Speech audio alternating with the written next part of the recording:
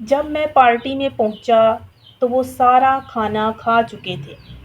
मैं वहां पहुंचने के लिए 1 घंटा पैदल चलकर आया था, लेकिन मैं मरकज़ी तकरीब से महरूम हो गया था। मौसीकी बंद हो चुकी थी और सब घर चले गए थे। मैं पूरा हफ्ता इस तकरीब का इंतज़ार कर रहा था, लेकिन ऐसा लगता था कि मैंने खो दिया था। अस्सलामुअलैकुम, वेलकम टू TWH एकेडमी।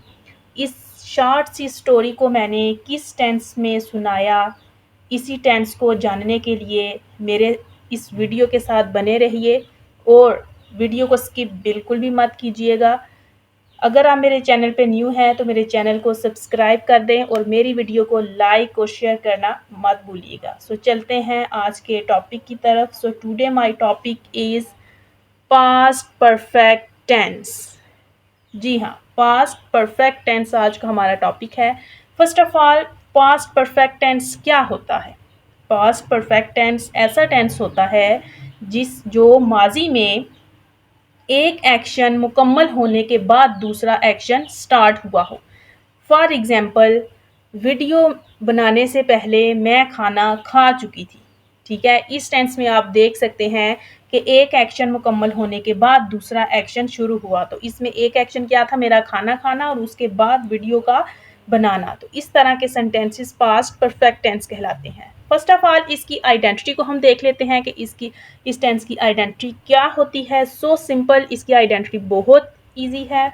इस टेंस की आइडेंटिटी चुका था, चुकी थी, चुके थे होती है। फॉर एग्जाम्पल, फर्दर एग्जाम्पल से हम समझते हैं, सलमा पढ़ाई कर चुकी थी। ठीक है, ये वो एक्शन है जो माजी में हो चुका, मुकम्मल हो चुका था। अली के आने से पहले सारा कमरे में जा चुकी थी। ठीक है, कुछ सेंटेंसेस ऐसे होते हैं जिसमें एक सेंटेंस में दो एक्शन आ रहे होते हैं। इनको भी हम आगे चल के सीखेंगे कि एक एक्शन में एक सेंटेंस के अंदर अगर 2 एक्शंस आ जाएं तो फिर उन्हें किस तरह ट्रांसलेट करेंगे, किस टेंस में करेंगे। तो इस सेंटेंस में आप देख सकते हैं, एक एक्शन है अली का आना और दूसरा एक्शन है सारा का कमरे में जाना। तो ऑफ कोर्स पहले सारा कमरे में गई और फिर उसके बाद दूसरा एक्शन क्या हुआ? अली का आना। जब उस्ताद ने पूछा तो क्या आप सवाल हल कर चुके थे? ठीक है, तो इसमें भी टू एक्शंस हैं, एक उस्ताद का पूछना और दूसरा सवाल का हल करना। तो आई होप कि आपको इसकी आइडेंटिटी अंडरस्टैंड हो गई होगी। अब हम देखते हैं इसकी फॉर्मेशन को कि ऐसे टेंस की फॉर्मेशन क्या होती है। First of all, positive sentence की फॉर्मेशन देखते हैं। पॉजिटिव सेंटेंस के अंदर सबसे पहले सब्जेक्ट आता है, उसके बाद हेल्पिंग वर्ब लगाते हैं। मोस्ट इंटरेस्टिंग थिंग कि पास्ट परफेक्ट टेंस में कौन सा हेल्पिंग वर्ब यूज़ किया जाता है, तो इस पास्ट परफेक्ट टेंस में है हैड हेल्पिंग वर्ब यूज़ किया जाता है और मेन वर्ब की थर्ड फॉर्म लगाई जाती है। ठीक है, हेल्पिंग वर्ब हैड लगाया जाता है, किस किस के साथ लगाया जाता है ये भी हम आगे चल के सीखते हैं। और main verb third form of verb लगाई जाती है और उसके बाद ऑब्जेक्ट आ जाता है। जैसे कि मैंने ऊपर एग्जांपल्स में बात की कि अगर एक सेंटेंस के अंदर 2 एक्शंस आ जाएं तो फिर उसकी फॉर्मेशन क्या होगी, तो उसको हम कुछ इस तरीके इस फॉर्मेशन को अप्लाई करते हुए ट्रांसलेट करेंगे। सबसे पहले सब्जेक्ट आ जाएगा, हेल्पिंग वर्ब हैड लगाएंगे, वर्ब की थर्ड फॉर्म आ जाएगी और ऑब्जेक्ट आ जाएगा। और जो हमारा दूसरा एक्शन होगा उसको हम ट्रांसलेट किस टेंस में ट्रांसलेट करेंगे, उसमें सब्जेक्ट आ जाएगा, सेकंड फॉर्म ऑफ वर्ब आ जाएगी और ऑब्जेक्ट आ जाएगा, जो कि सिंपल पास्ट टेंस कहलाता है। जिस टेंस में हम उसको ट्रांसलेट करते हैं उसी एक्शन को फिर हम सिंपल पास्ट में करेंगे। नेगेटिव सेंटेंस की बात करें तो उसमें सबसे पहले सब्जेक्ट लगाएंगे, उसके बाद हेल्पिंग वर्ब हैड आ जाएगा, नेगेटिव के लिए नॉट लगाते हैं, थर्ड फॉर्म ऑफ वर्ब और ऑब्जेक्ट आ जाएगा। इंट्रोगेटिव सेंटेंस में ऑफ कोर्स सबसे पहले हेल्पिंग वर्ब लगाई जाती है, तो हेल्पिंग वर्ब हैड है तो हैड लगाएंगे, subject, third form of verb, object लगाएंगे और क्वेश्चन मार्क आ जाएगा। और अगर 2 एक्शंस होंगे तो जाहिर सी बात है वो वाली फॉर्मेशन हम पहले चूज़ करेंगे जिसमें हेल्पिंग वर्ब को हम हेल्पिंग वर्ब होगा। ठीक है, तो जिस फॉर्मेशन में हेल्पिंग वर्ब पहले होगा उसको हम इंट्रोगेटिव सेंटेंस में पहले ट्रांसलेट करेंगे। तो हैड फर्स्ट पे आ जाएगा, उसके बाद सब्जेक्ट लगाएंगे, थर्ड फॉर्म ऑफ वर्ब लगाएंगे, ऑब्जेक्ट लगाएंगे और दूसरे एक्शन की वही फॉर्मेशन जो मैंने आपको ऊपर बताई है कि सिंपल पास्ट में करेंगे, यानी पास्ट इंडेफिनिट में करेंगे, subject, second form of verb, object और लास्ट पे क्वेश्चन मार्क आ जाएगा। आगे चल के हम इसको इंग्लिश में भी ट्रांसलेट करना सीखते हैं कि किस तरह हम इसको ट्रांसलेट करेंगे और हमें कैसे पता चलेगा। आगे हम देख लेते हैं कि हैड का यूज क्या है और हैड किस किस के साथ अप्लाई होता है।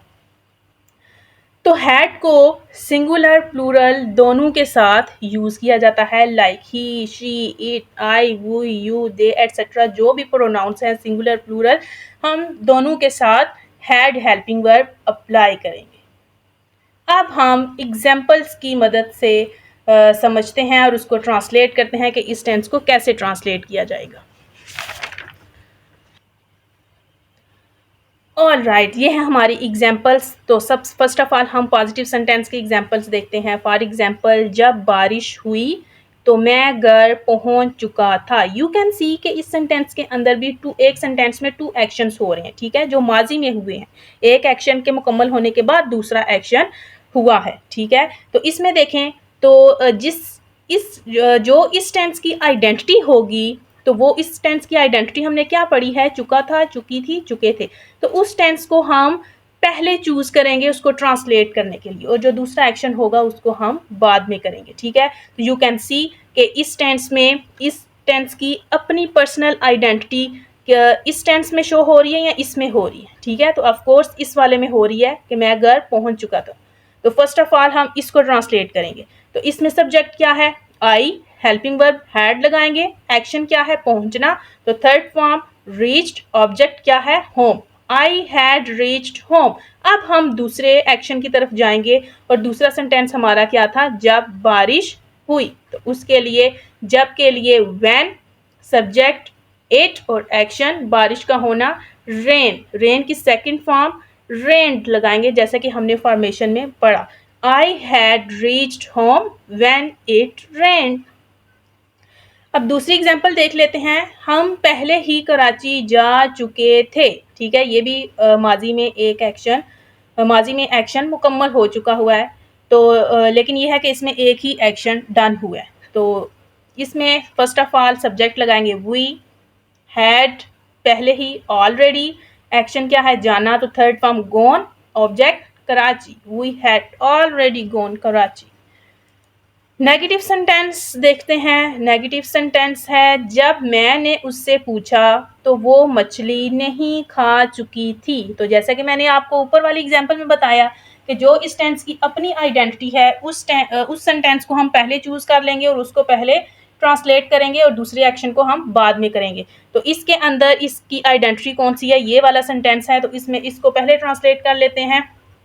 वो मछली नहीं खा चुकी थी, she had not, third form eaten, object fish, she had not eaten fish. और अब हम दूसरा सेंटेंस चूज कर लेते हैं, जब मैंने उससे पूछा। जब व्हेन, मैं के लिए सब्जेक्ट लगाएंगे आई, और सेकंड फॉर्म ऑफ वर्ब जैसे कि मैंने आपको बताया कि जो दूसरा एक्शन होगा उसे हम पास्ट इनडेफिनेट टेंस में करेंगे, और पास्ट इनडेफिनेट टेंस के अंदर कौन सी वर्ब लगाई जाती है, सेकंड फॉर्म ऑफ वर्ब। तो पूछने के लिए asked her, she had not eaten fish when I asked her, simple. Next आ जाता है इंट्रोगेटिव सेंटेंस। क्या आप स्कूल जाने से पहले सबक याद कर चुके थे। यू कैन सी इस सेंटेंस के अंदर भी एक एक्शन है स्कूल जाना और दूसरा है सबक का याद करना। तो इस टेंस की जो अपनी आइडेंटिटी जो आ रही है उसको हम पहले ट्रांसलेट करेंगे, तो वो क्या है, सबक, आप सबक याद कर चुके थे। तो उसके लिए इंट्रोगेटिव के लिए ऑफ कोर्स जैसा कि मैंने बताया कि जो हेल्पिंग वर्ब वाली फॉर्मेशन होगी उसी सेंटेंस को पहले ट्रांसलेट किया जाता है इन इंट्रोगेटिव सेंटेंस। तो हैड हमारा फर्स्ट पे आ जाएगा, यू लगाएंगे, थर्ड फॉर्म लर्न, ऑब्जेक्ट क्या है, सबक, तो lesson, had you learn the lesson before you went to school. I hope कि ये डबल सेंटेंसेस, डबल एक्शन वाले सेंटेंसेस आपको अंडरस्टैंड हो गए होंगे। ऑलराइट, तो ये था हमारा आज का टेंस, पास्ट परफेक्ट टेंस। आप उम्मीद है कि आपको ये टेंस अंडरस्टैंड हो गया होगा। अगर फिर भी किसी भी किस्म की कन्फ्यूजन है तो यू कैन आस्क मी। मेरे चैनल को सब्सक्राइब और मेरी वीडियो को लाइक और शेयर करना मत भूलिएगा। ये आपकी तरफ से मेरे लिए छोटा सा गिफ्ट होता है। फिर मिलते हैं नेक्स्ट टेंस के साथ। अल्लाह हाफिज़।